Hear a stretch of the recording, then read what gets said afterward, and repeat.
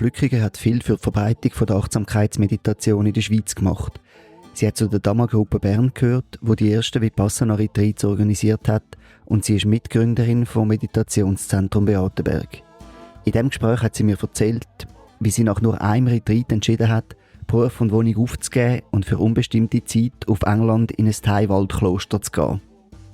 1,5 Jahre war sie dort und sie hat erzählt, was sie erlebt und gelernt hat. Wir haben über den damaligen Abt, den berühmten Ajahn Sumedho, geredet, aber auch über andere wichtige Lehrende auf ihrem Weg. Ursula hat erzählt, wie sie zum Unterrichten ermutigt worden ist und was sie am tibetischen Buddhismus besonders schätzt. Sie hat über die Gründung vom Meditationszentrum Beatenberg erzählt und wie es nach der Gründungszeit weitergegangen ist. Wir haben über ihre Meditationspraxis geredet und wie die Meditation bei den kleinen und grossen Herausforderungen von unserer Zeit eine Unterstützung sein kann. Bevor wir einsteigen, noch ein Bitte. Du kannst den Podcast unterstützen, wenn du ihn weiterempfiehlst, likest, kommentierst. Und wenn du magst, kannst du auch etwas an die Produktionskosten spenden. Das sind vor allem Technik, Abos für Produktionstools und Billette, um zu den Gästen zu kommen. Das geht ganz einfach per Twint. Die Angaben findest du auf meiner Website www.meditationsszene.ch. Jetzt aber zu der Ursula Flückiger. Ich wünsche dir gute und geistreiche Unterhaltung.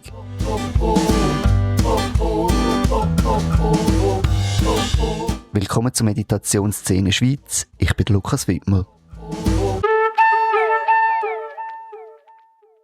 Heute rede ich mit der Ursula Flückiger. Sie praktiziert seit 1980 Vipassana-Meditation mit verschiedenen Lehrenden, unter anderem Ajahn Sumedho, Joseph Goldstein und Christina Feldmann. Sie hat aber auch viele Belehrungen in der tibetischen Mahayana-Tradition bekommen und fühlt sich vor allem dort mit Gefühlspraktiken sehr inspiriert. Sie war in der Dhamma-Gruppe Schweiz engagiert, die die ersten Vipassana-Retreats in der Schweiz organisiert hat, und sie hat während 10 Jahren in eigener Praxis für Hakomi-Psychotherapie geschafft. Seit 1990 wirkt sie als Meditationslehrerin und sie ist Mitbegründerin vom Meditationszentrum Beatenberg. Ja, Ursula, obwohl du schon so lange tätig und sehr engagiert bist, findet man ja sehr wenig nur über dich im Internet. Umso mehr danke ich dir, dass du dir Zeit nimmst für das Gespräch heute. Danke dir, Lukas, für die Einladung. Ich würde ganz klassisch einsteigen und dich fragen, wie bist du zur Meditation gekommen? Hat Meditation oder Spiritualität schon in deiner Kindheit eine Rolle gespielt? Oder wie ist das gegangen? In meiner Kindheit hat es gar keine Rolle gespielt.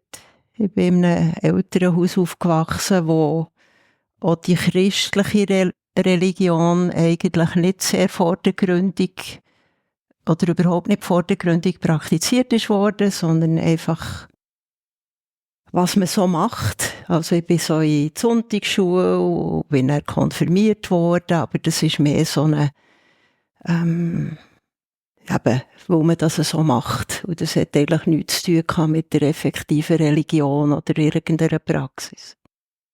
Und dazu gekommen bin ich eigentlich ursprünglich durch meinen damaligen Freund, der interessiert war an Meditationspraxis, der auch Retreat gemacht hat hier in der Schweiz mit der Ruth Denison zum Beispiel.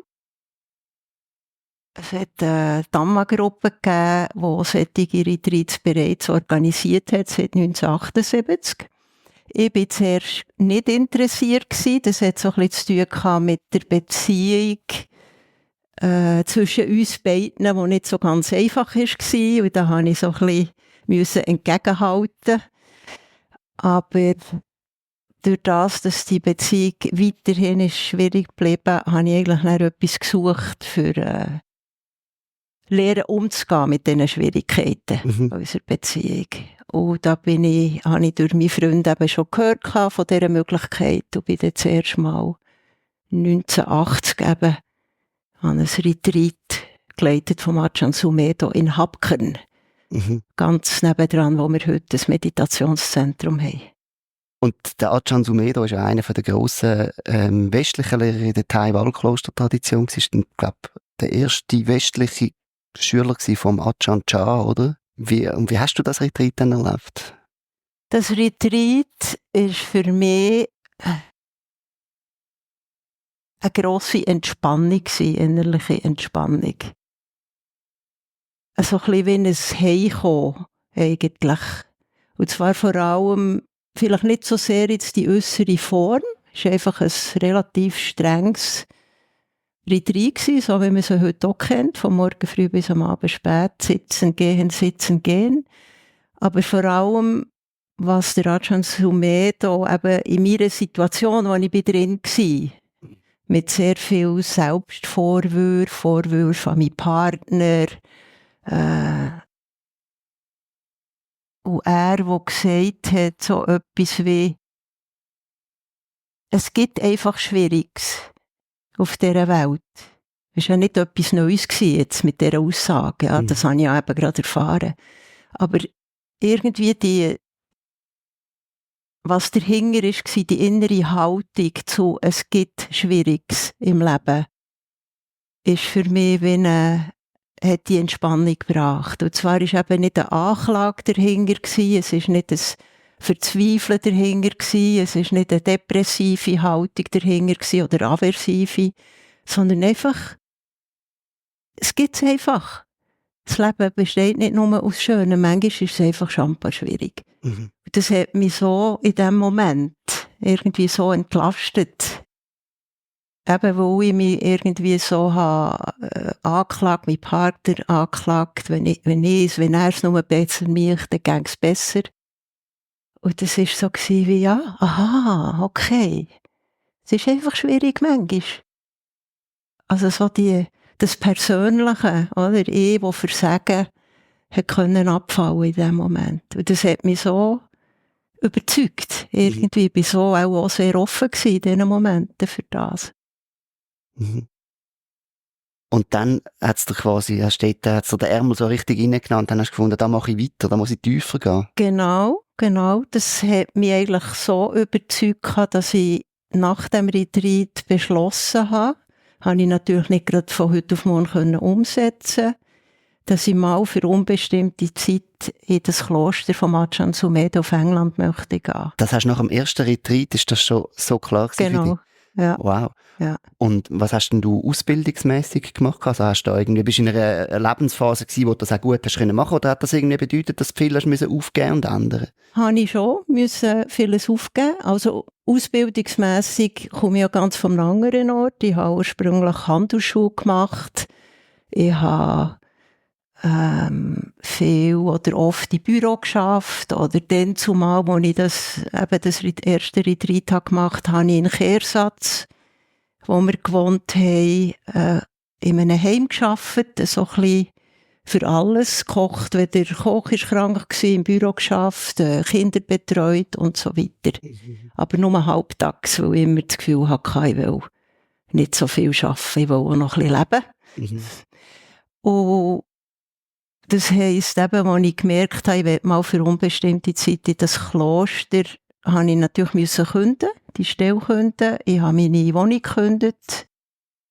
Und das ist eben nicht von heute auf morgen gegangen, aber ich weiss nicht mehr genau, nach ein paar Monaten oder so, habe ich das dann machen, ja.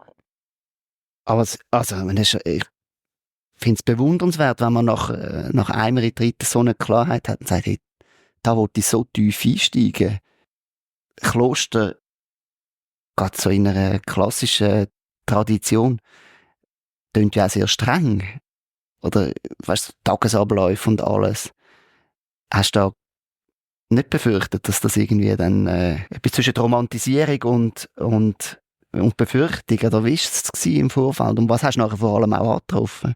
Also, ich glaube, Romantisierung hatte ich nicht so gehabt. Ja. Ich glaube, ich neige persönlich nicht so zu Romantisierungen grundsätzlich.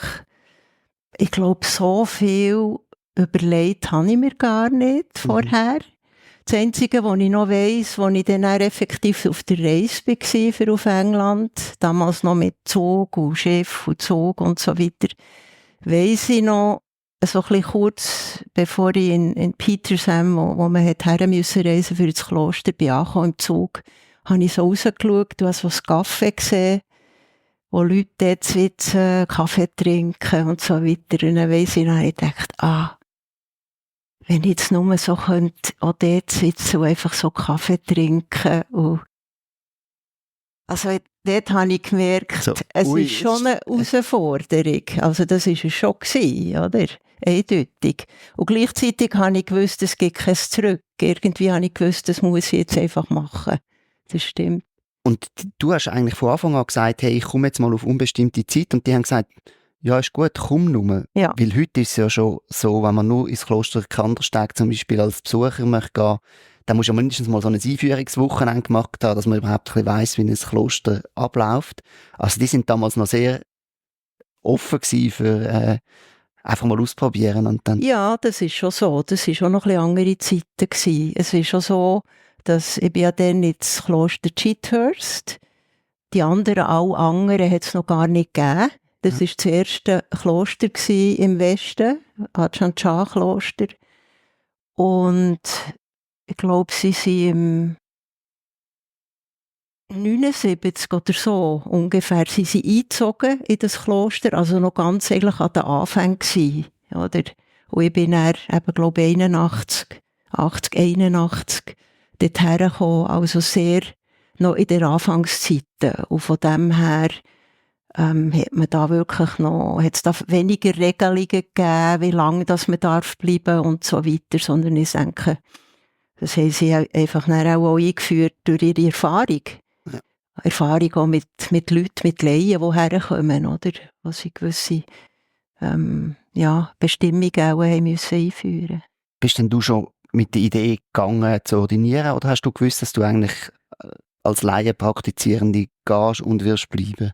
Oder ist das noch gar nicht so klar gewesen? Das war auch noch nicht das Thema gewesen. Ich habe einfach nur gewusst, ich wollte dort mit dem Ajahn Sumedho weiter praktizieren. Mhm. Das war das Einzige gewesen. Die Frage vom Ordinieren ist für mich persönlich nie eine Frage geworden. Eigentlich habe ich immer das Gefühl gehabt, ich will nicht. Mhm. Aber sie ist natürlich, ich bin ja etwa fast 1,5 Jahre im Kloster gewesen, zum Teil auch noch in einem Zweikloster. Ist es mir angetragen worden, natürlich, sei es von den Nonnen, wo ich teilweise auch mit ihnen zusammengelebt, sei es von den Mönchen, die immer mal wieder haben, so ein bisschen eine Bemerkung fallen, ja, und dann, wann ist es so weit? Also es hat mich in dem Sinn schon ein Stück weit beschäftigt, ja. Aber es ist nie, ich habe gleich mal gemerkt, dass es auf die Länge hin dann nicht wird mein Weg sein als Nonne. Aber fangen wir vielleicht vorne. Also dann kommst du mit deiner Reisetasche in das Kloster und dann, was hast du angetroffen? Es hat es noch nicht so lange gegeben, hast du gesagt, also vielleicht ein Jahr, 2. Sehr einfache Verhältnisse dennoch. Heutzutage ist es ja doch recht komfortabler. Also eben, sie haben viel müssen renovieren. Es war sehr kalt gewesen. Englisch, ja. Englisch kalt sowieso, genau. Das gehört noch dazu. Also ich muss mich besinnen, eben im Haus ist eigentlich gar nicht geheizt worden, im Haupthaus, dass wir am Morgen manchmal zum Morgen ist ein bisschen zu viel gesagt, es hat ja einfach so einen Brei gegeben und irgendein Getränk. Alle so mit Decken über den Körper dort sind gesessen und ich manchmal einfach so die Hang aus der Decke raus hatte, für das heisse Tee in Empfang nehmen. Die Luft, die sie so gehaucht hat, weil es kalt war. Ich habe nicht im Hauptkloster gewohnt, dort haben nur die Mönche oder die Männer, die Laienmänner dürfen wohnen, sondern die 4 Frauen, es hat dann nur 4 ordinierte Frauen gehabt, die haben in einem kleinen Cottage gewohnt, etwa 10 Minuten, eine Viertelstunde zu Fuss weg. Und ich habe dort, also in einem Nebenschöpperli, das man hat umgebaut als Zimmerli, auch ohne Heizung, können wohnen. Das heisst, ja auch immer den Weg hin und her, morgen um 5 Uhr. Das ist ja sehr früh die erste Meditation. Ist sehr oft sehr kalt gewesen, oder manchmal auch ein bisschen unheimlich. In der Nacht dort auf- und ablaufen. Es ist viel gearbeitet worden, eben renoviert, das Haus renoviert. Aber das ist auch heute noch so, man hat nicht einfach meditiert, von morgen bis am Abend, sondern am Morgen und am Abend Meditation gsi. Manchmal ein Dharma-Vortrag am Abend, aber durch den Tag durch hat man gearbeitet. Also auch die Mönche und die Nonnen? Oh, Mönche sehr streng sogar, eben umgebaut. Nonnen auch, zum Teil helfen bauen, wir mussten kochen. Ich habe zum Teil den Garten zugeteilt bekommen. Das war ein riesiger Garten, wo ich natürlich meine Vorstellungen hatte und mein Stolz, wie der Garten mal wird aussehen, wenn ich den übernehme. Und das war so riesig und ich habe so wenig Hilfe bekommen, weil das nicht so prioritär war. Dass das nie möglich war, das meinen Vorstellungen entsprechend umzugestalten. Und da hatte ich zwischen wirklich meine Krise gehabt. Und ich kann mich noch besinnen, einmal bin ich so im Garten gewesen, morgen um 10 Uhr, ziemlich hungrig, weil man hat ja nur zum Morgen und dann um 11 Uhr ein Essen, am Abend hat man nicht mehr. So ein bisschen verzweifelt, überhaupt, und niemand hat mich gerne. Und dann ist der Ajahn Sumedho durchgelaufen durch den Garten und habe ich mir ein bisschen geklagt, wie es mir gerade geht. Und dann hat er so rumgeschaut im Garten und gesagt, Perfect Garden. Und das ist so eine von diesen ganz vielen Einsichten, die ich in dieser Zeit dort im Kloster hatte, so auf der ganz praktischen Seite, wo ich plötzlich den Garten zuerst mal sehen konnte, wie er ist und nicht, wie ich meine, dass er sein sollte. Sehr eindrücklich. Ja, und ich glaube, das braucht auch noch viel von einem Lehrer, das in einer guten Art zu sagen. Wenn du sagst, es geht mir nicht gut, weiss nicht was, und er schaut in den Garten und sagt Perfect Garden, könnte er sein, wenn du es falsch machst, dass er dich wie nicht ernst nimmt und einfach irgendwie so ein bisschen ablenkt. Aber das war es ja gar nicht für dich in dem Moment, oder? Das war es überhaupt nicht.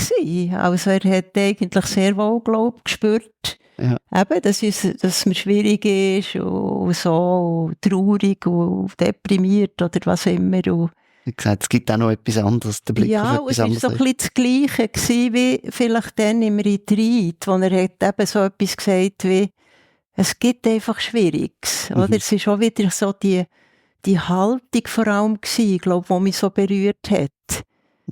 Wo mir ermöglicht hat, weil er das so gesehen hat, glaube ich, in dem Moment. Effektiv ist das so übergekommen, dass ich für mich auch plötzlich können, wie ist er überhaupt, der Garten? Aha, okay, da ist da und da hat es Unkraut und da ist Sonnenblumen und ist eigentlich alles okay, so, oder? Ja. Ich glaube, der Ajahn Sumedho ist sowieso sehr eine eindrückliche Persönlichkeit, oder? Ja, er ist sehr eine eindrückliche Persönlichkeit. Ich habe auch so ein bisschen, wie soll ich sagen, es hat andere Mönche oder natürlich Nonnen sowieso, die sind mir, ich sage jetzt mal, so ein bisschen emotional natürlich näher gewesen. Hat man so ein bisschen mehr Persönliches geredet zusammen. Aber es hat auch andere Mönche gehabt, wo wir so ein bisschen auf dieser Ebene wie näher waren als der Ajahn Sumedho. Er ist halt schon so durch ja, seine Körperhaltung, seine Stimme, hat er schon so ein bisschen etwas, Angst kann ich nicht sagen, habe ich nicht gehabt, aber so ein bisschen Respekt jedenfalls. Respekt, ja. Ja. Und ich glaube, das ist vielen so gegangen, wenn nicht allen, auch dort im Kloster. Es war auch eine schwierige Aufgabe, da so eine Schuppelete westliche Mönche und Nonnen zum Teil sehr Individualisten, oder, wo sich dann entschliessen, so in ein Kloster zu gehen, aus unterschiedlichsten Lebenssituationen. Also zum Beispiel eine von den Nonnen war Tänzerin vorher, recht erfolgreich und so weiter. Also ich denke, ja, so eine Gemeinschaft irgendwo zu führen, zu leiten, zusammenzuhaben, da braucht es schon jemanden, der irgendwo eine gewisse Fähigkeit hat, oder? Das können zu machen. Ja, wie war denn zum Beispiel der Umgang mit Konflikt in diesem Kloster? Kann man das so generell sagen? Vieles habe ich natürlich als Laie sage ich jetzt mal, nicht so mitbekommen, was innerhalb von ordinierten Sangha passiert ist, oder? Ja, weil sie haben ja so Zusammenkünfte gehabt, Besprechungen und so weiter, wo einfach zugänglich war für die ordinierte Sangha. Zum Teil alle zusammen, aber auch vieles nur die Mönche oder nur die Nonnen für sich. Wobei die Nonnengemeinschaft eben dann zumal nur aus 4 Nonnen bestanden hat. Und Mönche sind wie viel? Ja, da bin ich nicht mehr so sicher, wie viel das es dann waren. Vielleicht, aber eher um die 20 oder um die 40? Eher um die 20, 25, glaube ich. Eine schlechte Erinnerung an das. Also schon ein paar, aber jetzt auch nicht eine riesige Zahl, ja. Ja, nicht so eine riesige Zahl. Ja. Kleiner als es heute ist, oder? Ja. Und alles Westler? All dann zumal waren alles Westler, ja. Ziemlich international. Also Amerikaner, Australier, Deutsche, Italiener, Schweizer. Ja. Und hat das Kloster dann auch quasi, wie soll ich sagen, praktisch für sich und für die praktiziert? Oder ist es auch, wie Kandersteg in der Schweiz, eine wichtige religiöse Stätte geworden für die Thais in England?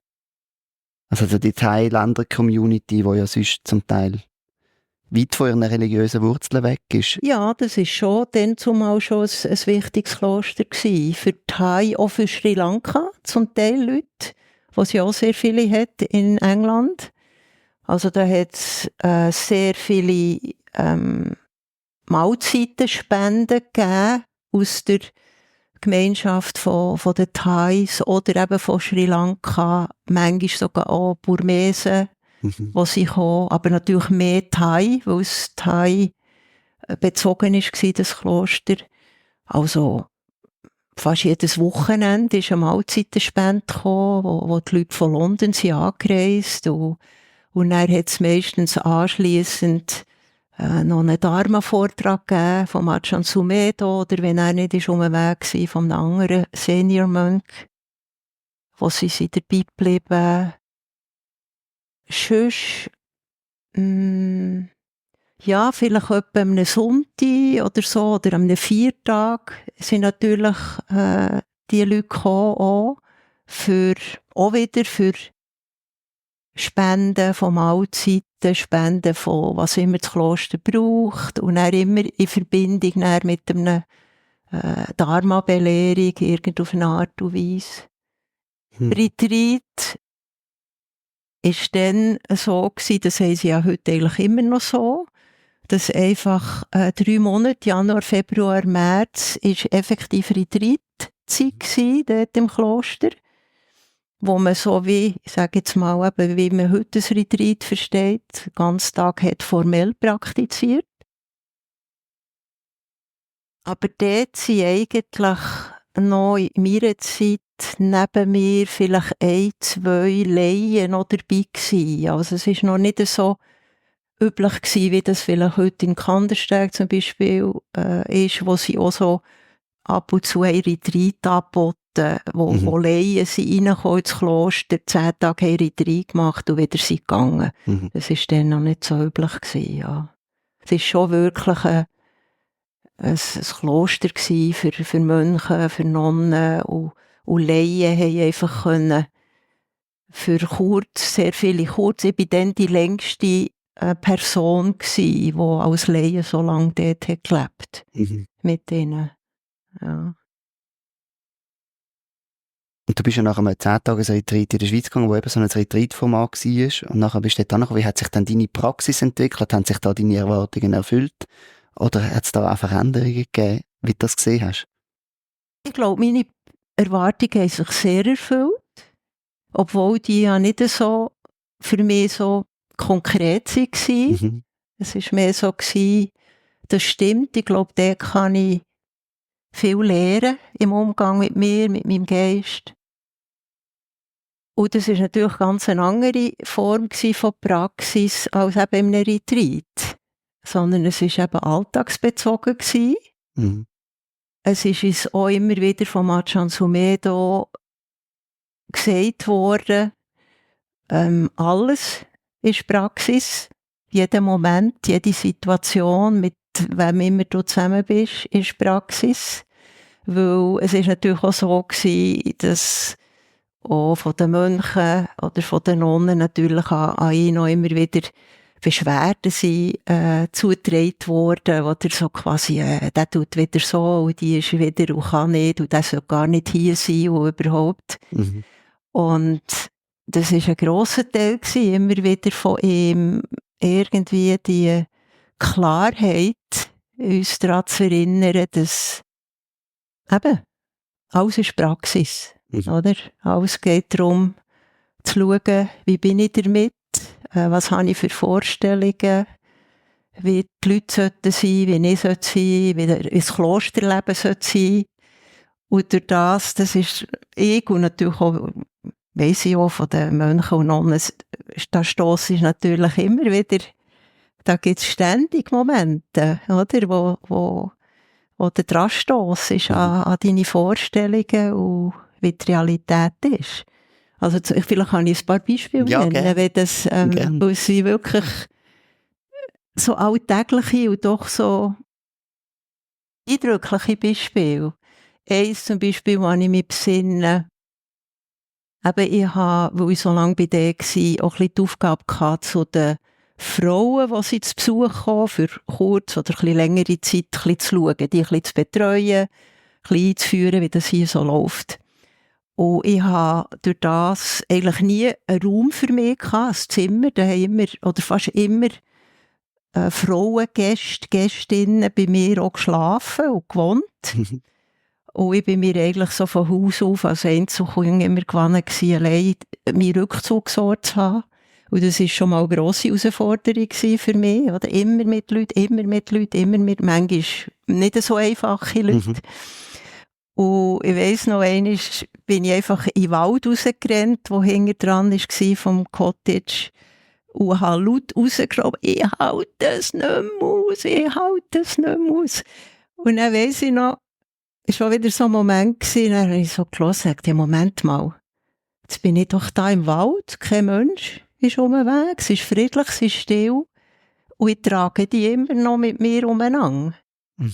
Also das war auch so ein Moment gewesen, oder, von kleiner Einsicht, wie dass man, oder ich dann, ja, sich das Leben kann schwer machen kann, oder, indem man Zeug nachtragen innerlich, wo eigentlich schon lange vorbei ist. Und also Sättigs war, oder an Vollmond sitzen, immer einmal pro Monat haben wir durch die ganze Nacht durch praktiziert, obwohl man eben gearbeitet hat.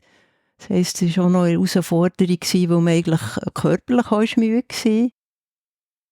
Und dann habe ich das natürlich auch mitgemacht, das ist klar. Und dann, so nach ein paar Mal, vielleicht nach 6, 7 Monaten, habe ich mal gedacht, ich sei ganz schlau.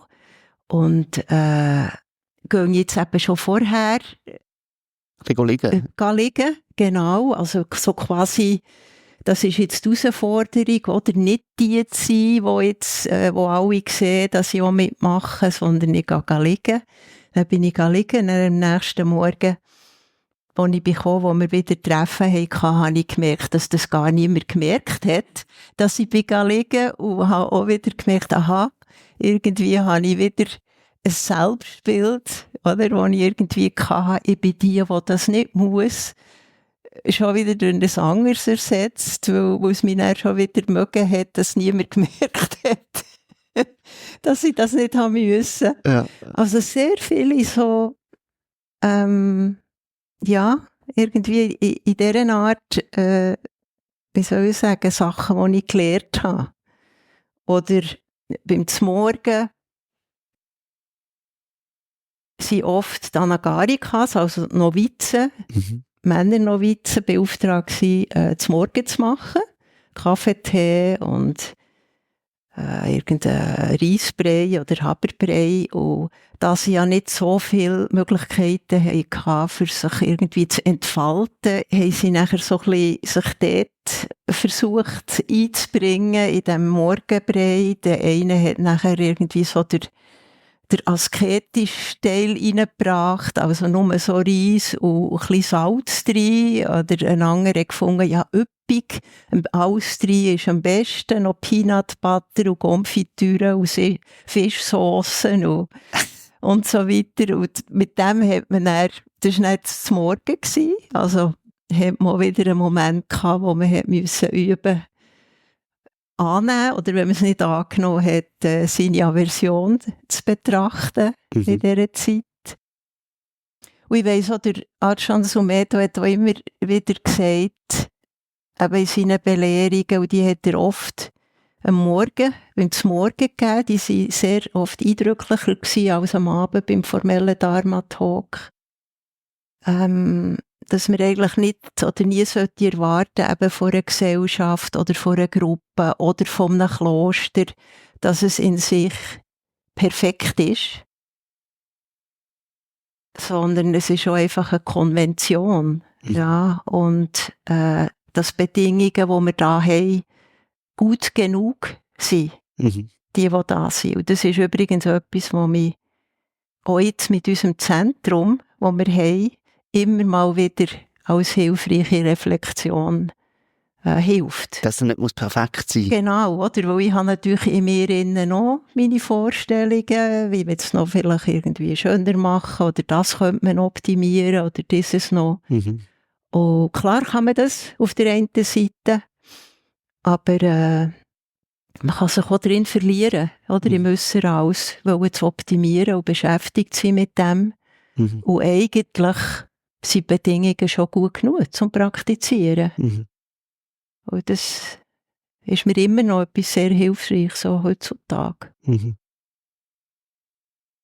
Ja, also du siehst, es ist einfach sehr viel in dieser Art und Weise von Loslassen, von Annehmen, von lange Zeiten, von Langweile. Man ich mich besinnen, manchmal am Abend, wenn wir fertig gearbeitet haben, um 5 Uhr jetzt einen Tee gegeben, erst um 7:30 war dann wieder die Meditation und das Chanting und dazwischen nichts, kein Programm. Ja. Und manchmal war es dann zu wüstes Wetter gewesen, dass ich nicht zurück wollte in mein Kuti, das weiter weg war. Und dann bin ich einfach dort so in diesem Kloster, in diesem Gebäude, irgendwie so ein bisschen rumgehangen, am Fenster gestanden, rausgeschaut, wenn es geregnet hat. Und langweilig, und irgendwie der Geist, der etwas sucht, der etwas will, der irgendwie, oder?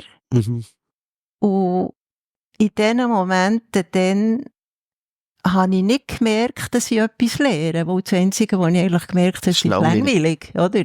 Muss es irgendwie durchstehen. Und das ist auch wieder etwas, was ich erst später, als ich dann nicht mehr im Kloster war, immer mal wieder gemerkt habe, dass doch etwas passiert ist in diesen Zeiten, sogenannten langweiligen Zeiten, nämlich Geduld, die gewachsen ist, irgendwie einfach die Bereitschaft, halt gleich immer meinen Geist angeschaut, der etwas will, wieder gehen, wieder dort sein. Und ja. Das ist vielleicht noch spannend. Was sind denn für Meditationstechniken, wenn man jetzt so gelehrt wurde, sind überhaupt? Oder hat es einfach geheißen, sitzen und schauen mal, was passiert? Ja, das ist eine gute Frage. Es ist keine Technik gelehrt worden. Wirklich. Und das ist schon noch, glaube ich, speziell jetzt vor allem bei dem Zugang jetzt vom Ajahn Sumedho. Natürlich, zum Beispiel für eine Geistesberuhigung hat man die Anweisung bekommen oder eben Atem nehmen, zum Beispiel als Objekt. Ja. Das war etwas gewesen. Aber sonst im Allgemeinen war es mehr gewesen, einfach lernen im Gewahrsein von allem, was kommt und geht, zu ruhen. Also mehr, nicht so sehr die Objekte als solche wie soll ich sagen, der Blickpunkt drauf zu haben, sondern viel mehr, wo passiert das eigentlich alles? letztlich. Also eben, was wir hören, was wir sehen, was wir denken, was wir spüren und so, oder? Und dann kommst du ja dann eigentlich von selber zum Gewahrsein her, was letztlich passiert, im Gewahrsein selber. Und das ist so ein bisschen mehr Marchand Soumé, dass sein Zugang war, ja. Nicht so eine systematisch, jetzt tun wir das und dann kommt das und dann kommt jenes. Eben, es ist ja auch nicht, wir haben ja nicht, klar, wir haben morgen am Abend haben wir formell praktiziert, hat man rezitiert zuerst und nachher eine Stunde still meditiert. Aber dort hat es auch nicht so einfach so sogenannte Anleitungen gegeben. Sondern man hat fast mehr die man einfach so durch den Tag oder eben morgen beim Zmorgen, wo sie gesagt wurden, hat man probiert irgendwo anzuwenden.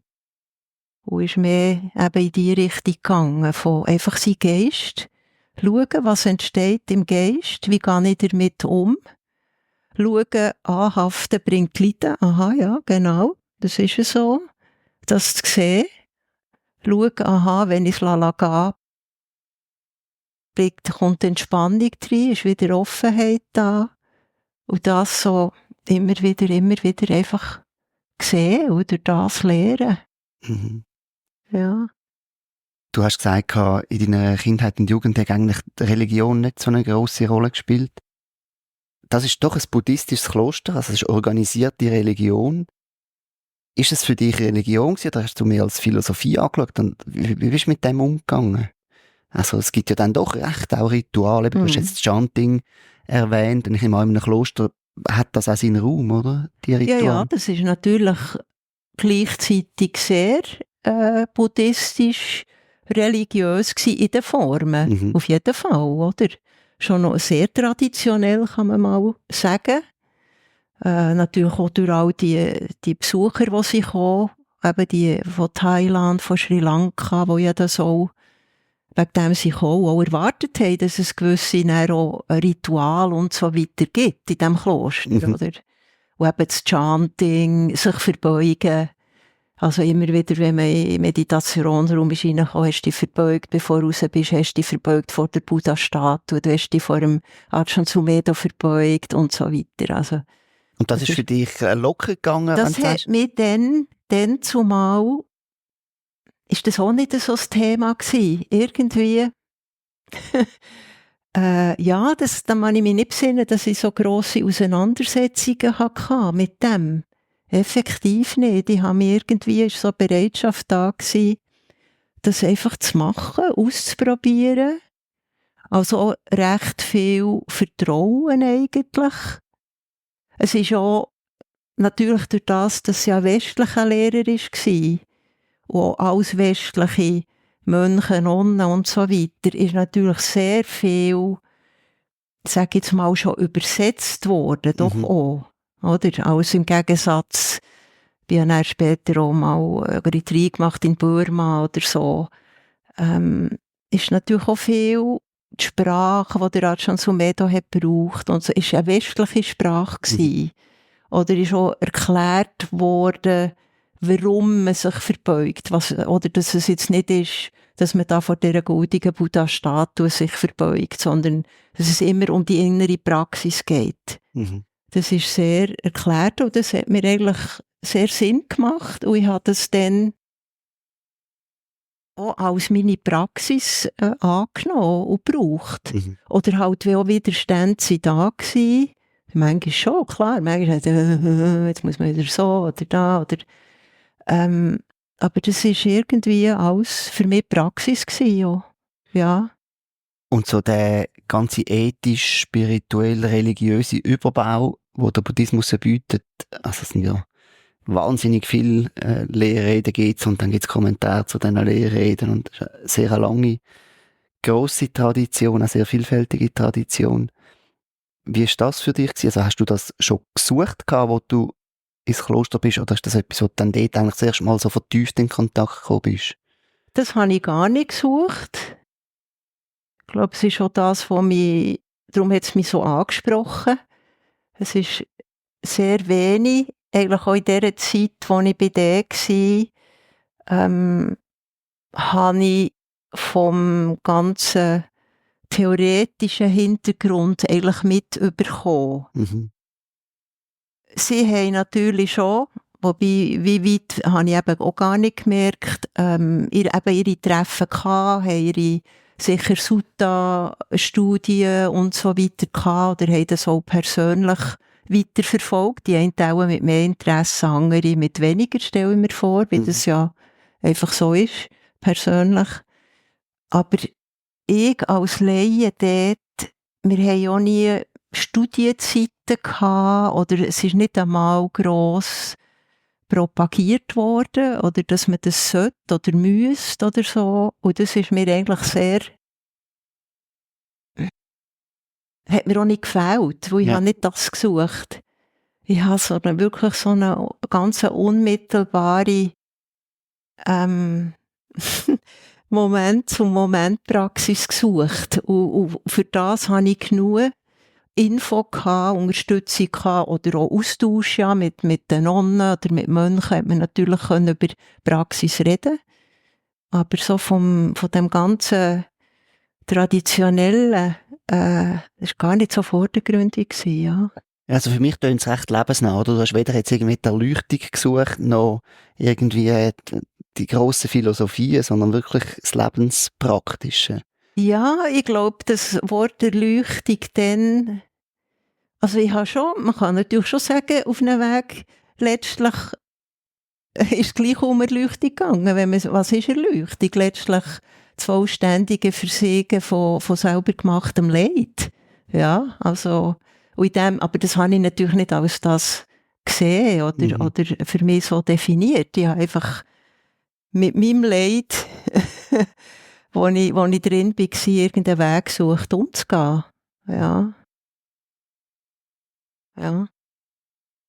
Nach 1,5 Jahren hast du dich dann entschieden, das Kloster wieder zu verlassen. Wie ist du zu diesem Entschluss gekommen? Ja, da ist ein bisschen weit mein Freund, den ich am Anfang erwähnt habe, wo wir es auch schön, aber eben auch schwierig hatten, wo mich ja dann hat dazu gebracht hat, ein Retreat zu machen, durch das ins Kloster zu gehen. Der hat sich dann entschieden, der ist dann auch in das Kloster gekommen, das gleiche Kloster, und hat sich dann entschieden, mit der Zeit als Mönch zu ordinieren. Mhm. Und das war sehr schwierig für mich, also für ihn auch. Weil irgendwie immer noch so, es war immer noch der Zwiespalt zwischen uns. Irgendwie zusammen geht es nicht, aber auseinander geht es auch nicht. Mhm. Und durch das, dass er nachher in Städten war, ist das für mich eben schwierig gewesen, weil er wollte ordinieren und einfach emotional schwierig. Und dann bin ich eigentlich immer noch dort bleiben. Ich hatte nicht das Gefühl, ich wollte eigentlich gehen, aber es war schwierig mit ihm dort. Bin ich dann etwa, glaube 3 Monate oder so noch in ein Zweikloster im Norden, das es dann gegeben hat in Harnem. Und dort habe ich einfach dann gemerkt, eben, wenn ich das eigentlich immer schon das Gefühl hatte, ordinieren will ich eigentlich nicht. Ich habe schon gemerkt, irgendwann werde ich, glaube gleich wieder eine Beziehung haben. Mhm. Das ist, glaube nicht so mein Weg, Nonne zu werden. Ist zwar nicht gerade angestanden, aber irgendwann. Und irgendwie, das war halt auch nicht ein Entschluss gewesen, der einfach so von heute auf morgen ist gekommen, sondern das hat sich so über die Tage oder die Monate langsam so ein bisschen, ist das hergegreift, und ich hatte das Gefühl hatte, so, jetzt ist, irgendwie ist das jetzt abgeschlossen, oder jetzt steht etwas Neues an, oder, ja. Und dann bist du den Wiedereinstieg gegangen, so in den Alltag. Bist du in die Schweiz zurückgekommen? Oder Ich bin in die Schweiz zurückgekommen, habe natürlich auch niemanden gehabt, wo ich wohnen kann. Bin nachher bei meiner Mutter gewohnt, als erstes, bis ich etwas gefunden habe als Wohnung. Und habe dann relativ gleich mich gemeldet, wieder bei dieser Dhamma-Gruppe, die eben seit 78 so Retreats organisiert hat, in gemieteten Häusern. Habe mich dort angeschlossen, habe dann auch dort auf ein Retreat machen und bin dann, glaube im 83 oder so, dort in das Komitee, in den Vorstand eingetreten. Und arbeitsmässig, ich weiss es nicht einmal mehr genau, was dann meine erste Arbeit war, aber relativ klein, irgendwie wieder etwas, ich glaube genau so, es hat so ein Haus, ein Heim gegeben in Bern für gefangene, entlassene Männer. Mhm. Und die haben irgendjemanden gesucht für so ein bisschen im Büro und aus dem Empfang dort und so weiter. Und das war meine erste Stelle, auch wieder eine 50%-Stelle. Und das war ziemlich krass gewesen. So ein bisschen nach dieser Zeit im Kloster, vor allem von der Atmosphäre her, nachher dort in das Heim mit diesen Männern, die eben aus verschiedenen Gründen im Gefängnis waren. Dann sind sie entlassen worden und dort so ihren ersten Aufenthalt hatten, wieder in der Das ist eigentlich noch spannend, die Parallele. Genau, das sehe ich jetzt gerade, ja. Aber ja, ist gut gewesen. Ist gut gewesen dann für mich. Habe ich auch wieder viel können lernen, eben, weil es ist natürlich eine grobe, total eine andere wie sagt man, Atmosphäre gsi dort, aber habe ich gerade ein bisschen anwenden, was ich gelernt habe, schauen, wo ich stehe damit. Ja. Ja. Und das ist ja eben so Anfangs Mitte 80er Jahre gewesen. Da war ja Meditation da noch nicht so in aller Munde gewesen, wie das heute ist. Wie hat dein Umfeld so auf das reagiert? Hast du vor allem ein Umfeld gehabt, das sowieso schon sehr wohlwollend dem gegenüber war? Oder wie haben da, also weißt, hast du das zum Beispiel erzählt bei der Arbeitsstelle, dass du so eine Meditationspraxis hast? Habe ich? Ja, ich habe nie so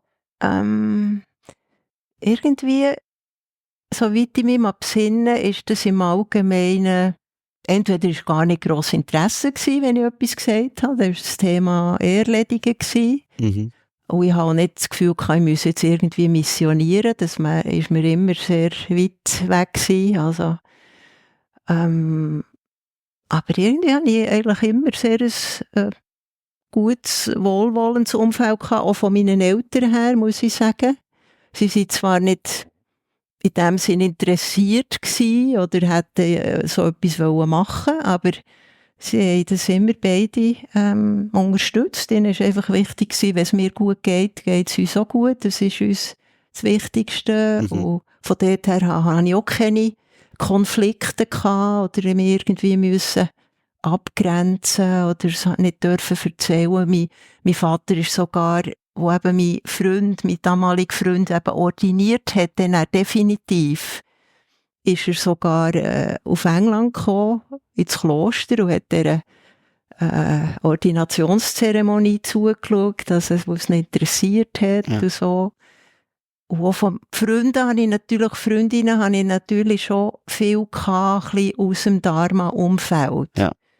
Durch das, dass ich eben auch in die Dhamma-Gruppe bin und ja, dann auch geholfen habe, viel von diesen Retreats zu organisieren, zu managen. Also mein Freundeskreis ist dann schon sehr stark eigentlich schon ein bisschen da drinnen weitergegangen, ja. Und dann hast du auch weitere Retreats gemacht. Du hast vorhin gesagt, du warst auch in Asien gewesen und eben eingangs habe ich erwähnt, Joseph Goldstein, Christina Feldmann. Joseph Goldstein ist Amerikaner. Christina Feldmann hat, ich weiß gar nicht, woher sie ursprünglich ist, aber sie hat im Geierhaus ja in England lang gelehrt. Was sind denn so prägende Lehrerinnen und Lehrer gewesen für dich auf deinem Weg?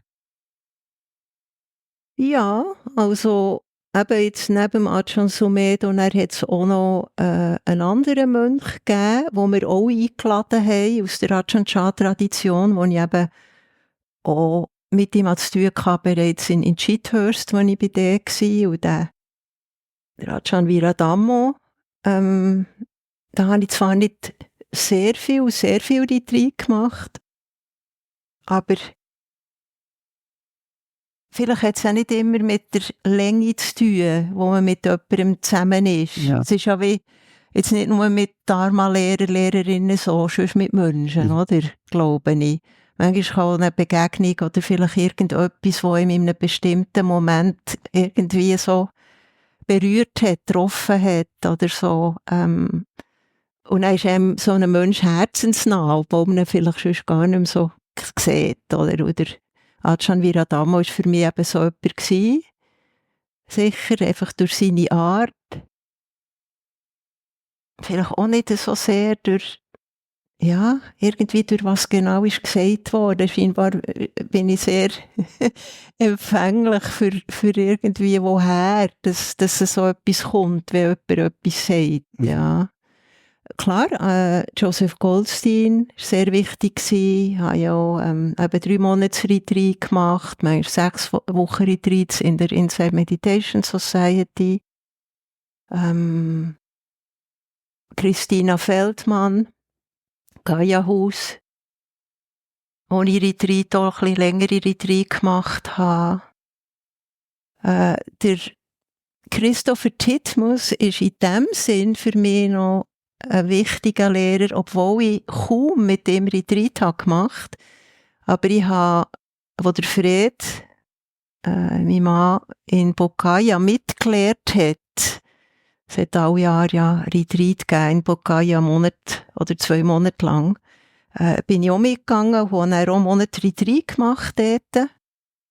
Und das ist für mich sehr wie soll ich sagen, ein wichtiges Retreat gewesen, also eine Zeit gehabt, wo ich Einsicht hatte, doch also für so Momente lang, dass letztlich da nicht jemand da ist, der das alles erfährt. Ja, so der Referenzpunkt so ein bisschen wegfallen. Und dort hat mir der Christopher dann gesagt, als Erste, ja, warum ich doch nicht, oder ob ich soll doch anfangen, so ein bisschen etwas von meinem Wissen weiterzugeben. Und das ist für mich dann völlig aus heiterem Himmel gewesen. Das war nie etwas gewesen, was ich auf meinem Plan hatte. Schon als Kind hätte ich nie Lehrer, Lehrerin werden, also das weiteste weg. Aber das ist natürlich klar, wenn dir dann jemand das irgendwie so ins Ohr setzt oder dir das sagt, ich dann noch gedacht, das ist ja, also. Aber irgendwie hat es natürlich irgendwo geschafft und vor allem hat es so geschafft in mir, weil sie natürlich schon wie soll ich sagen, ich habe ja meine Lehrer, ob es jetzt ein Christopher ist oder Ajahn Sumedho, Joseph, Christina, ja, wie soll ich sagen, ein bisschen wie da vertraut, ihrem Urteil.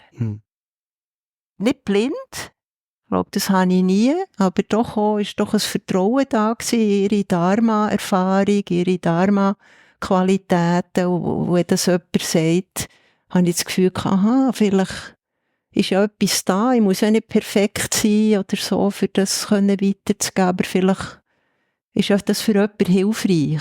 Und in dem Sinne ist der Christopher für mich wichtig gewesen. Oder? Und interessanterweise eben jemand, wo ich gar nicht so viel Retreat mit ihm gemacht habe, oder auch nicht so eine sehr nahe Beziehung jetzt zu ihm. Das ist ein interessanter Punkt. Ich habe schon mit verschiedenen Leuten im Podcast darüber geredet, was so die Bedeutung von einem Lehrer oder von einer Lehrerin ist. Und Beziehung, eine persönliche Beziehung. Also weißt, braucht man auf dem Weg eine Lehrerin oder einen Lehrer wirklich so persönlich?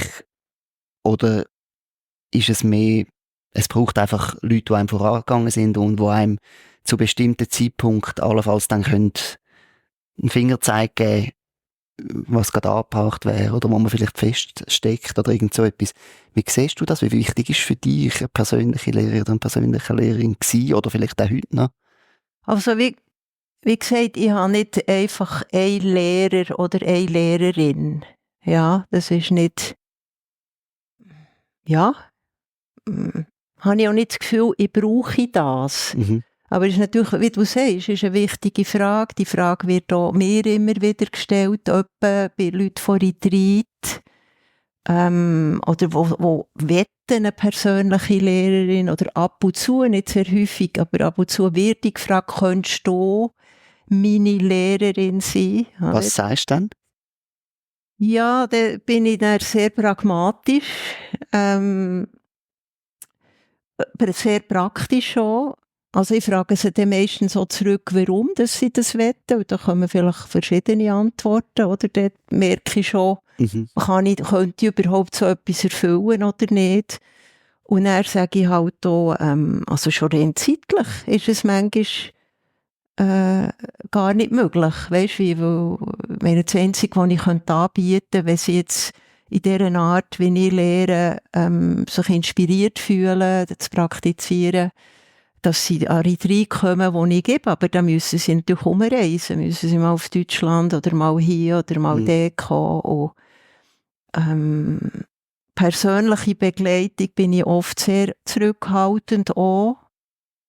Ab und zu, es kommt einfach so ein bisschen darauf an, was ich für ein Gespür habe oder von wo die Leute kommen oder wenn ich sie höre. Biete ich vielleicht schon, sage ich, oder wenn etwas ist, melde dich, können wir schauen, mach es über das Büro. Und dann, aber meistens kommt dann gar nichts. Also kommt gar keine Anfrage. Oder es gibt vielleicht 2, 3 Leute, die ich so über die Jahre sehr in grossen Abständen ab und zu so ein bisschen beraten. Oder, aber ich persönlich finde es so schwierig, wenn es dann nicht persönlich passiert. Ich bin nicht gut, E-Mail schon gar nicht, irgendwelche Dharma, irgendwie so Anleitungen zu geben. Höchstens noch telefonisch oder über Zoom oder so. Aber ich bin sehr gerne in persönlichem Kontakt. Ja. Und für mich, ja, Lehrer, Lehrerin ist jemand, wo soll ich sagen, wo mich, eben wie der Ajahn Sumedho, mir Möglichkeiten zeigt, wo mein Geist, was ich weiter entdecken, Leiden ablegen, meinen Geist lernen kennen, mich inspiriert, dort dran zu bleiben. Irgendwie mich inspiriert in dem, so wie sie sind. Es gibt ja Lehrer, Lehrerinnen, die nicht so gut sind im sich ausdrücken, zum Beispiel. Weißt, die jetzt nicht so grandiose Dharma-Vorträge geben, aber da kann mich etwas danach gleich schon inspirieren. Irgendwie durch ihr Vertrauen ins Dharma oder ihre Freundlichkeit oder irgendeine Qualität oder so, ja. Manchmal habe ich das Gefühl, es ist auch ein Unterschied in den verschiedenen Traditionen, was die Bedeutung von einer Lehrerin oder einem Lehrer ist. Ich glaube, im Theravada, im frühen Buddhismus, ist es eher ein bisschen offener und es ist weniger so das ganz, die enge Lehrerinnen- und Schülerbeziehung, während dann im Tibetischen das zum Teil fast schon eine Voraussetzung ist. Du hast ja auch noch tibetische Belehrungen dann bekommen. Wie war das dann für dich? Also hast du dann aktiv angefangen zu suchen, was es noch mehr gibt? Oder bist du da so ein bisschen reingerutscht? Ich kann schon sagen, ich bin ein bisschen reingerutscht durch das, dass ich mit dem Fred geheiratet bin. Ja. Und also Fred, müssen wir vielleicht sagen, für alle, die es nicht wissen, Fred von Almen auch schon in diesem Podcast gewesen. Genau. Und er ja von Anfang an eigentlich ein bisschen in beiden Bereichen daheim war und praktiziert hat, oder? Theravada-Tradition und tibetische Tradition. Und durch das, dass ich, als ich ihn lernen kennen, natürlich und vorher wirklich kaum Beziehung hatte zu tibetischen Lehrern, Lehrerinnen, Praxis und so weiter. Einfach weil mit dem, was ich praktiziert habe, mir das gut genug war und das Bedürfnis nicht da war, nicht, dass ich etwas dagegen hatte. Und durch ihn habe ich natürlich ein bisschen viel mehr lernen kennen, was es alles gibt und ein bisschen Hintergründe und so weiter. Und bin nachher vor allem eben auch so durch die ganze Bodhicitta Vision, sage ich mal, sehr inspiriert worden. Das heisst, auf einem Einweg habe ich so das Gefühl, eigentlich habe ich das immer schon gehabt. Das ist für mich immer schon Kannst du vielleicht kurz sagen, was Bodhicitta ist? Ja, Bodhicitta quasi, dass wir praktizieren, den Weg zur vollständigen Erleuchtung gehen, zum Wohl von allen Lebewesen. Also, dass es nicht nur darum geht, unsere eigene innere Befreiung zu erlangen, ja, frei werden von Leiden, sondern die altruistische. Je freier dass ich werde, desto hilfreicher kann ich und will ich dann auch sein, für das Leiden von anderen Lebewesen eben auch zu lindern oder letztlich ganz können zu befreien davon. Ja. Und das ist natürlich eine riesige Vision.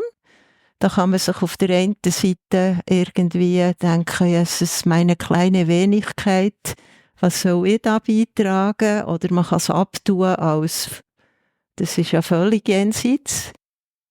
Aber ich sehe es einfach als eine für mich sehr inspirierende innere Haltung, wo mir auch für meine Praxis, wenn Hindernisse da sind, wenn ich nicht inspiriert bin, ob das jetzt im Alltag ist oder in einem Retreat, wo ich Retreat mache, weiterhilft. Also wenn ich so das Gefühl habe, ich mag nicht mehr, oder aber irgendwie so das, nicht, dass ich das gefühlsmässig immer nachvollziehen kann, aber einfach so irgendwo das Wissen haben, Moment, es geht nicht nur um mich. Irgendwie so der Raum, der sich auftut, ja, wo alle Lebewesen irgendwo drin sind und alle Formen vom Leben.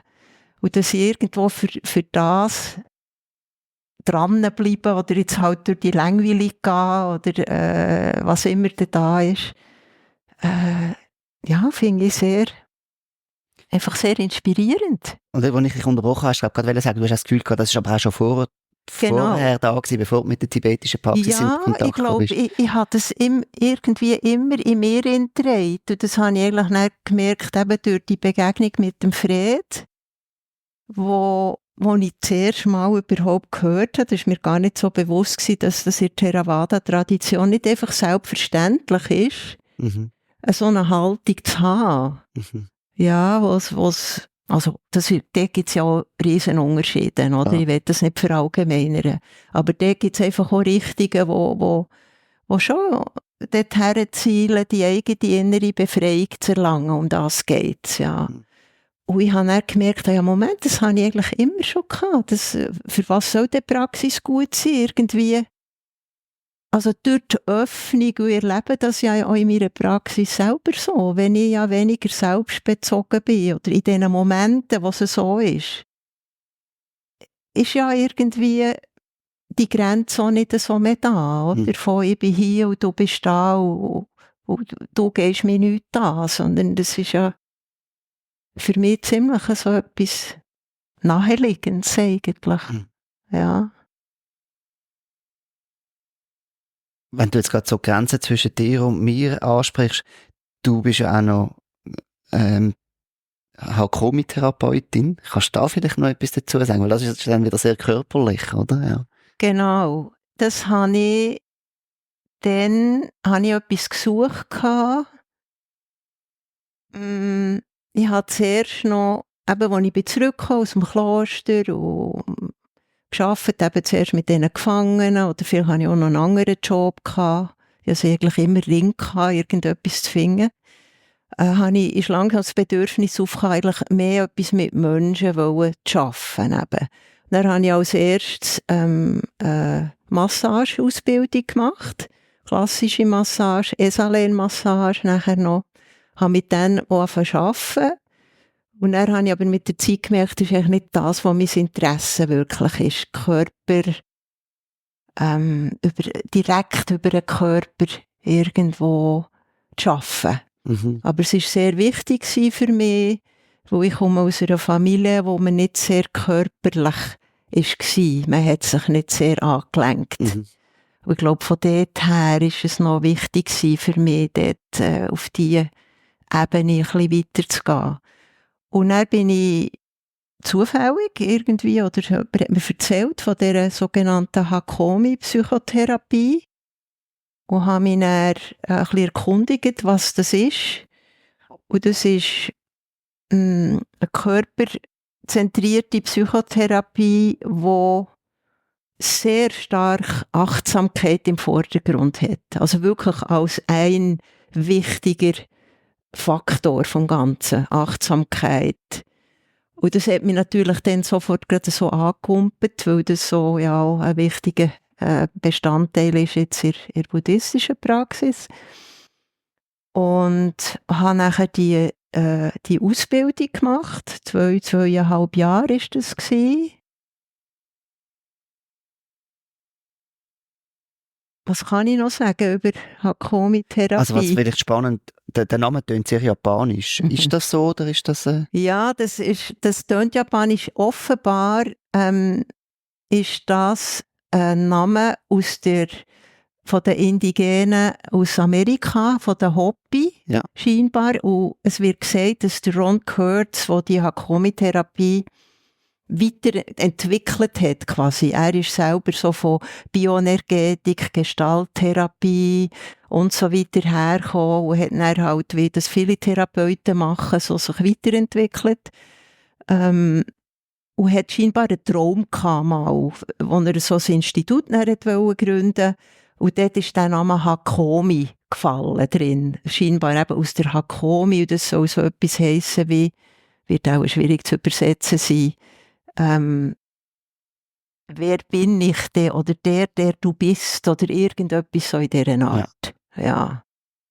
Und ja, viel kann ich nicht sagen darüber. Ich tue ja schon seit langer Zeit nicht mehr mit Hakomi arbeiten.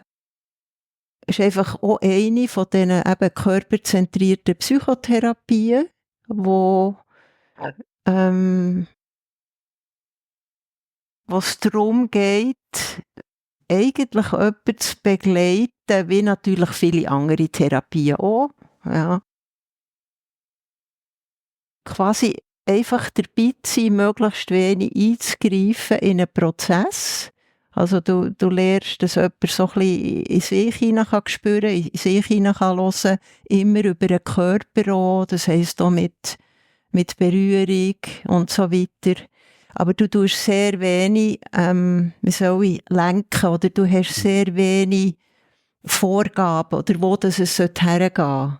Und das hat mich auch sehr eigentlich fasziniert irgendwo. Also sehr viel Vertrauen in diesen ganzen Prozess. Es ist sehr viel Wert gelegt auf eine vertrauensvolle Atmosphäre zu schaffen. Mhm. Und wenn die eigentlich da ist und ein Kontakt da ist, Interesse da ist vom Gegenüber, dass da eigentlich sehr viel Heilung kann passieren. Ja, das klingt schon recht nahe, auch so an gewissen Meditationsanleitungen, wo ja der Körper häufig ein Ausgangspunkt ist. Anker und wo man auch wahrnimmt, was geht im Körper genau ab. Genau. Du hast dann auch angefangen zu unterrichten. Ich gesagt, der Christopher Titmus hat dich mal ermutigt. Irgendwann hast du dann wirklich angefangen. Und dann haben wir das Meditationszentrum Beatenberg gegründet. Da kannst du vielleicht da noch ein paar Worte dazu sagen, wie deine Geschichte da weitergegangen ist und wie das so war mit dieser Gründung von dem Zentrum.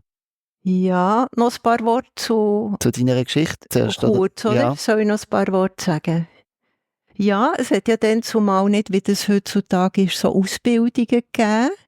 Ja, heute gibt es ja in Amerika oder jetzt auch so wie Fred und andere, Isis, Irene und so weiter, reiner Leute, die schon lang praktizieren, ja, auch so weiter ausbilden. Das hat es dann alles nicht gegeben. Das war alles nicht so formalisiert gewesen. Ich bin eigentlich reingewachsen einfach. Also in dem, dass ich eben über viele Jahre, also eigentlich von 83 bis 2000, in dieser Dhamma-Gruppe war, im Komitee, Retreat habe organisiert, mit natürlich vielen Lehrenden Kontakt hatte, auch ein bisschen wie privat, viele Retreat für mich habe gemacht, kürzere, längere. Hat es sich einfach gegeben, eben zum einen wie das von Christoph, dass er mich mal auf das hat aufmerksam gemacht hat, wobei dort ist noch lange gar nichts in dieser Art nicht passiert. Ich glaube, er war es Christina gewesen, die mich dann mal für im Gaia-Haus hat eingeladen können mitzulehren. Mhm. Meinen ersten Dharma-Vortrag halten, und so weiter. Nachher, als ich dann mit dem Fred zusammen war, habe ich dort so weiter meine erste Gesprächsgruppe gehabt. Und so. Also es ist über viele, viele Jahre bin ich so langsam ein bisschen in die Rolle reingekommen. Und das ist für mich, wie ich ja gesagt habe, das ist jetzt nicht etwas gewesen, was mich gerade sehr angesprochen hat, wollen zu lernen. Wirklich ein langer Prozess gewesen. Irgendwo mit viel Ängste verbunden und übrigens auch sehr viel immer wieder mich Vertrauen irgendwie geholt innerlich bei meinen Lehrern und Lehrerinnen eben.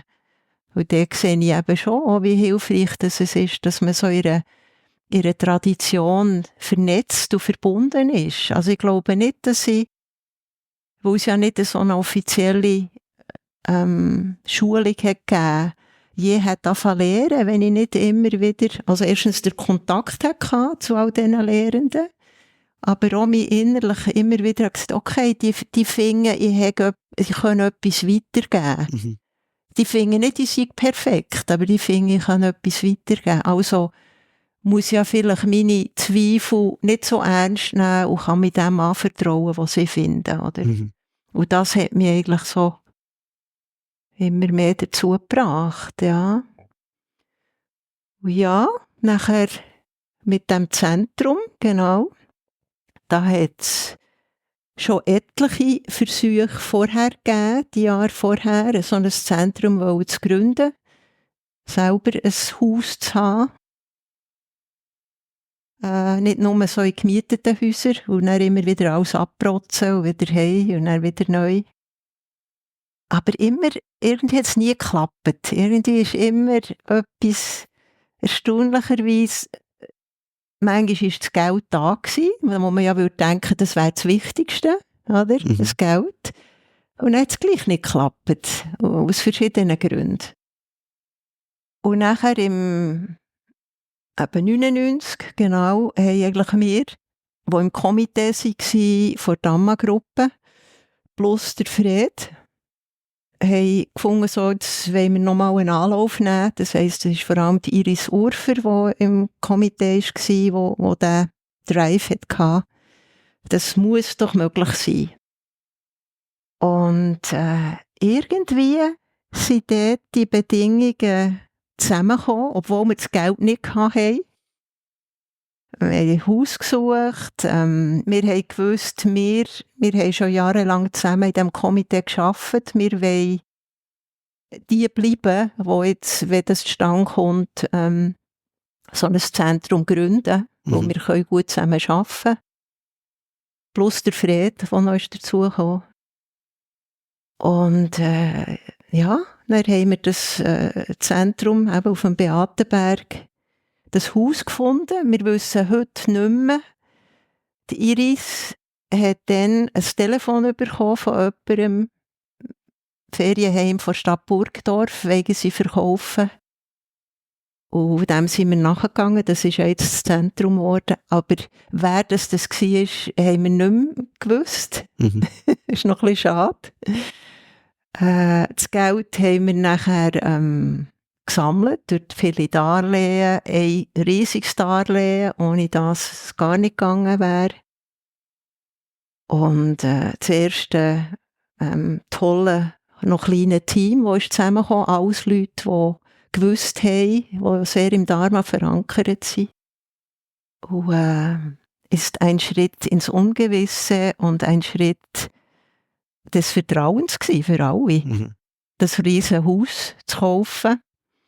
Niemand von uns hat das Haus, noch sogar sein eigenes Haus besetzt. Und also schon ein Leap of Faith ist das für uns alle. Und ich weiss noch, als wir gerade den Vertrag unterschrieben haben, wir das Gefühl hatten, wir gehen heiraten. So im Sinn, wir haben gewusst, das ist nicht nur etwas so von heute bis morgen, oder? Ja. Sondern das ist ein Engagement und so. Aber auch schön, ja. Und jetzt gibt es das ja immer noch. Und genau. Ich bin, glaube letztes Jahr in einem Retreat gewesen, wo eine amerikanische Lehrerin gesagt hat, das schönste Retreatzentrum auf der Welt, das sie kennt. Also, das sage nicht ich, das hat sie gesagt. Ja. Aber ich finde es auch, es ist wirklich sehr schön. Und man hat auch so das Gefühl, wenn man dort ist als Meditierende, es läuft alles so perfekt. Ich habe mal ein Doku gesehen über die Inside Meditation Society, wo die gegründet worden sind. Das war ja noch ein bisschen vorher gewesen, die gibt es schon ein bisschen länger, ich glaube irgendwie in den 70er Jahren gewesen. Mhm.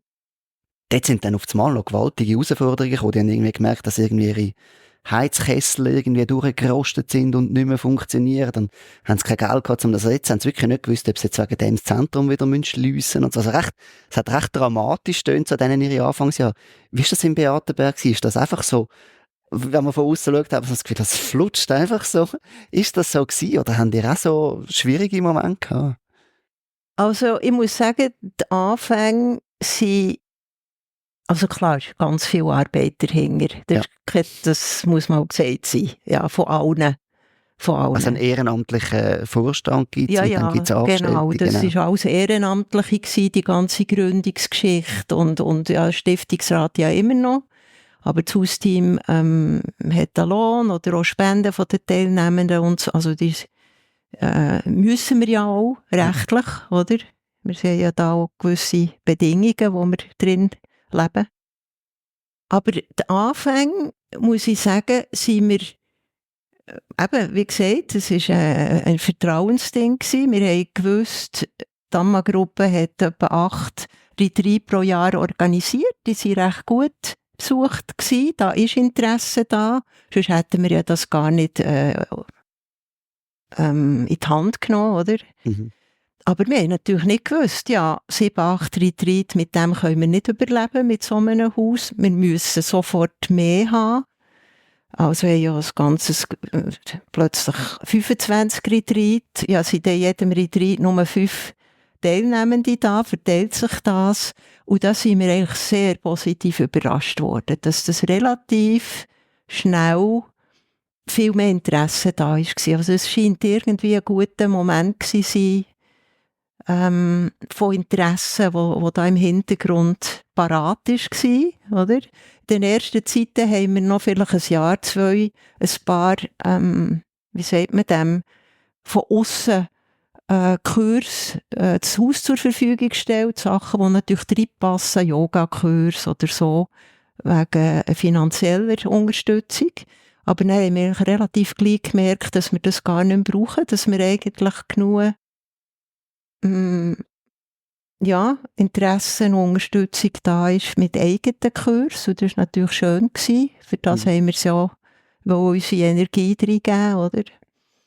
Aber klar, ich meine, das Tolle ist ja, sage ich jetzt mal, dass es so von aussen, ich sage jetzt mal, ziemlich perfekt läuft, oder? Mhm. Das ist ja wunderbar. Und das heisst ja, dass alle Beteiligten, ob das im Hintergrund ist, ob das das Team ist, das hier oben arbeitet, ihr Bestes geben. Mhm. Ja, und das ist ja auch eine Kunst. Ich meine, das ist wie jeder andere, sage jetzt Firma. Wenn du gegen aussen doch das, was du für das, was es dir gibt, irgendwie gut kannst führen, ist ja das schon mal, spricht das schon sehr für die Leute, die dort arbeiten. Mhm. Aber das heisst natürlich nicht, dass im Hintergrund auch Schwierigkeiten da sind, ja. Das sind Menschen, alles. Menschen, du sprichst es an, das ist sicher etwas vom Schwierigsten, oder, was wir damit zu tun haben. Zusammenleben, es ist sich jetzt gerade im Wandel, wird jetzt gerade ganz neu sein, dass niemand mehr vom Hausteam im Zentrum wohnt, sondern in der Umgebung oder noch ein bisschen weiter weg.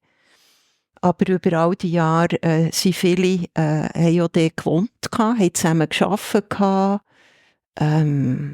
Ja, da stellt man sich eben manchmal so Idealvorstellungen. Das ist das Meditationszentrum, da sind alle wunderbar, alle praktizieren und sind friedlich. Und dort gibt es halt Reibungen und verschiedene Vorstellungen und so. Und da muss man damit umgehen. Und das war von Anfang an ein Thema und das wird das bleiben. Das sind wir. Aber eben, wie du sagst, wie es in jeder Firma ein Thema ist, wie es in einem Kloster ein Thema ist. Das ist einfach, genau. Ja. Das war Shithurst das Thema. Ja, das ist so. Ja, und die Frage ist dann immer, wie geht man damit um, wenn die Schwierigkeiten da sind. Und nicht, dass gibt es keine Schwierigkeiten, oder? Ja.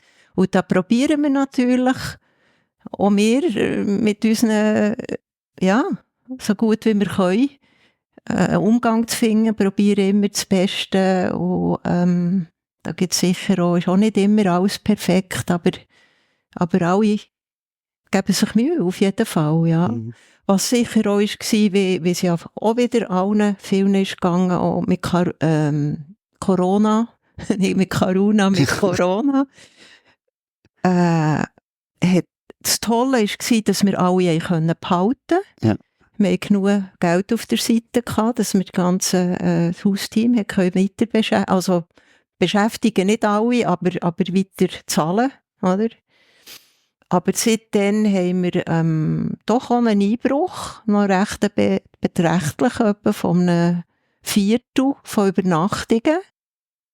Und da sind wir jetzt auch so ein bisschen, ja, wir haben halt, auch wenn wir das nicht wollen, wir haben halt auch einen wirtschaftlichen Druck dahinter, oder? Wenn du so ein Zentrum hast. Du hast das Hausteam, das sind Löhne, die gezahlt werden und so weiter. Du hast ein Haus, das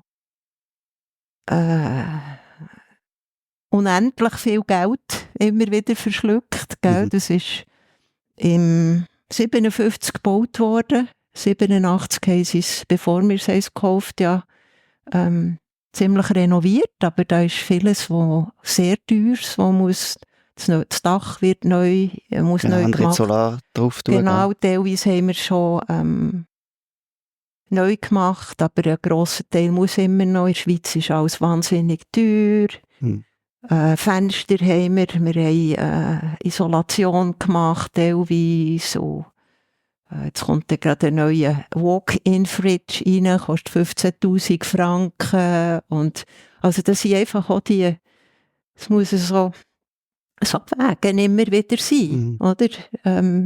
Für das wir das Zentrum wollen, dass Leute dort praktizieren können, muss es eben auch erhalten bleiben, oder? Und dann muss man immer zu dem auch noch schauen. Ja.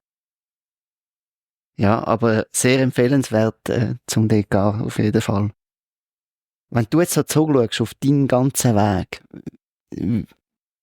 wie hat sich deine Praxis gewandelt im Laufe dieser Zeit? Du hast ja auch gesagt, im Kloster, du hast eigentlich so die Befreiung von dem sehr unmittelbaren Leiden gesucht. So wie ich dich gehört habe, ist immer etwas, was für dich eng mit dem Leben verbunden war und nicht irgendetwas, was sich einfach auf einer Bergspitze auf dem Küssi abspielt, sondern so ineinander hineingegangen. Hat sich das durchgezogen oder hat es da auch Wechsel gegeben jetzt im Laufe der Zeit? Es hat sich, glaube ich, ziemlich durchgezogen, wenn du mich so fragst. Ich habe mir, glaube ich, die Frage noch gar nie gestellt.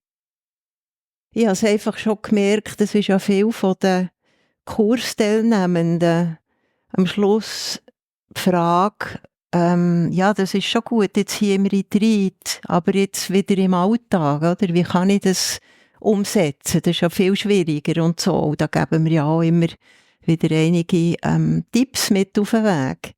Und das war für mich gar nie so eine Frage gewesen.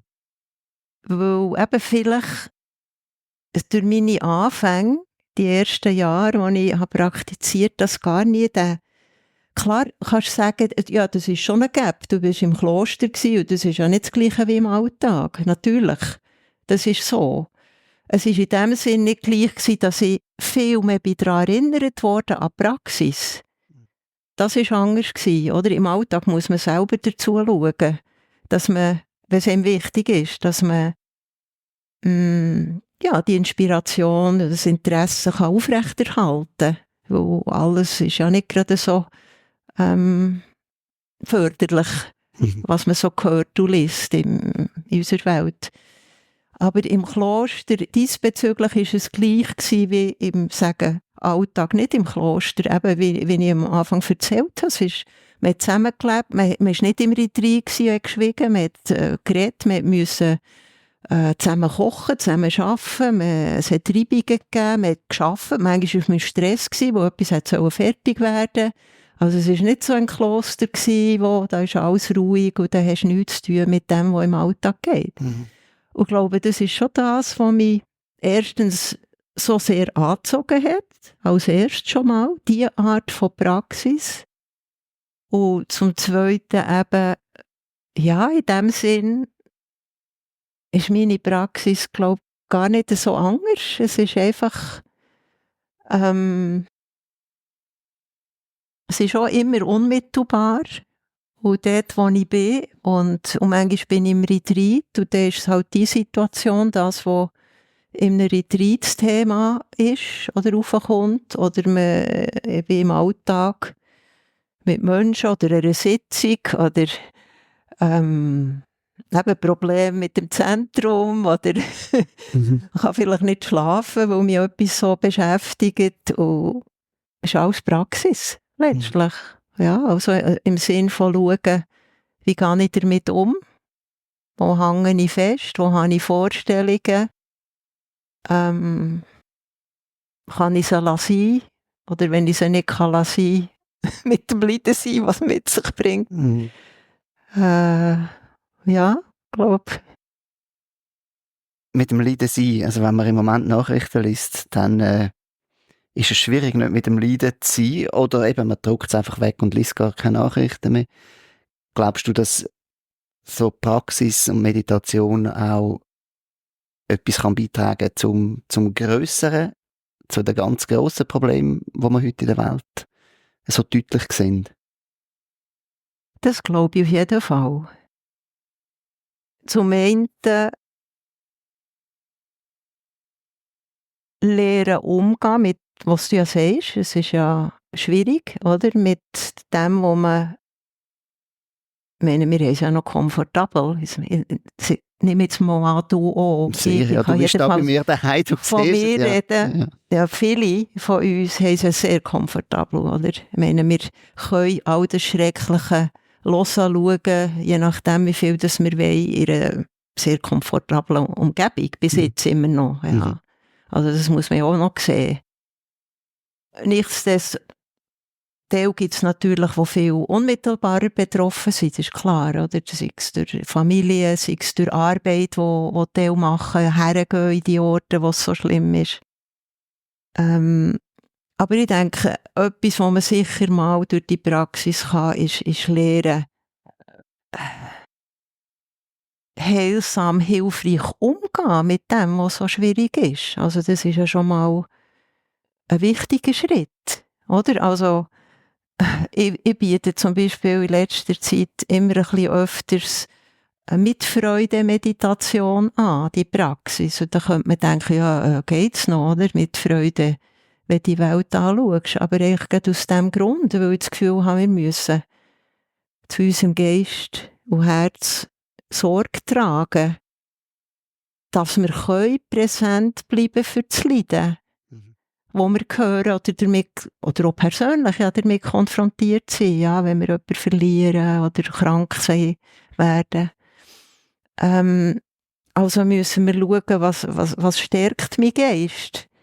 Was brauche ich? Und dadurch eben zum Beispiel Wertschätzung, Mitfreude, nicht für das, was so schwierig ist, nicht zu sehen, sondern im Gegenteil, für präsenter mitzubleiben, auf eine gute Art und Weise. Auch sehen, aha, es gibt genauso viel Wunderbares, ja, was die Menschen machen, wo wir machen selber, wo wir probieren, unser Bestes. Klingt vielleicht nicht immer, aber ja, und eine Wertschätzung von einer heilsamen Absicht respektieren. Und diesbezüglich schon mal kann die Praxis sehr viel helfen, oder? Dass wir nicht durch das, was schon, oder die Aversion mit noch mehr Aversion begegnen, sondern hoffentlich häufiger mit mehr Weisheit, mit mehr Mitgefühl, mehr Geduld oder was immer halt gebraucht wird. Und natürlich nachher so gut es geht, aber ich glaube, das muss jedes für sich schauen. Nur so auf dem Küssi sitzen und sagen, ja, mögen alle Lebewesen glücklich sein, ist letztlich ja auch nicht. Ja, ich glaube, es muss sich oder sollte sich dann schon auch irgendwo manifestieren.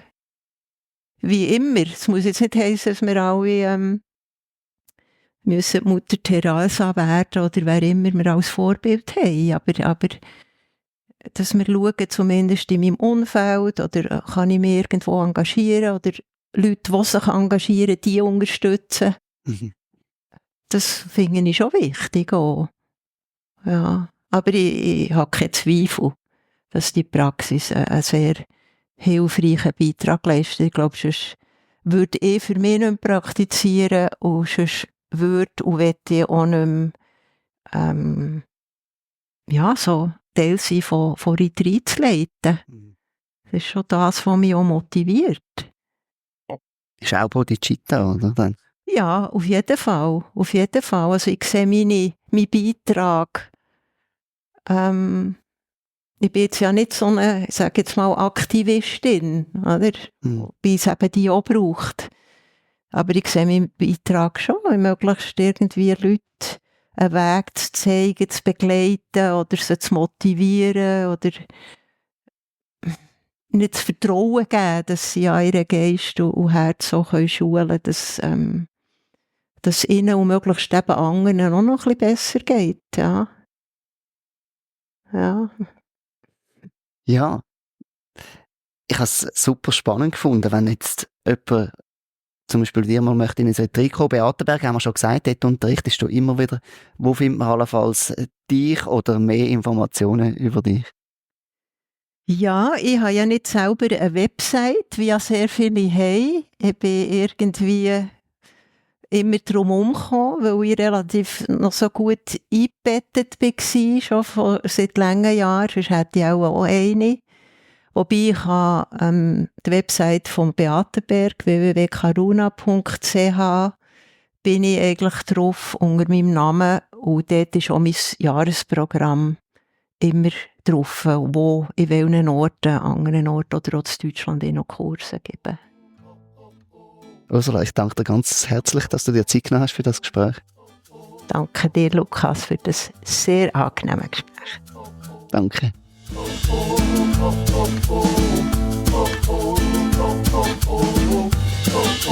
Das war Meditationsszene Schweiz, ein Podcast von mir, Lukas Wittmer. Ich freue mich über Vorschläge für Gäste, aber auch über Rückmeldungen mit deinen Gedanken zu dem Gespräch. Alle Folgen und auch Buch- und sonstige Tipps findest du auf meiner Website www.meditationsszene.ch. Eine gute Zeit und bis zum nächsten Mal.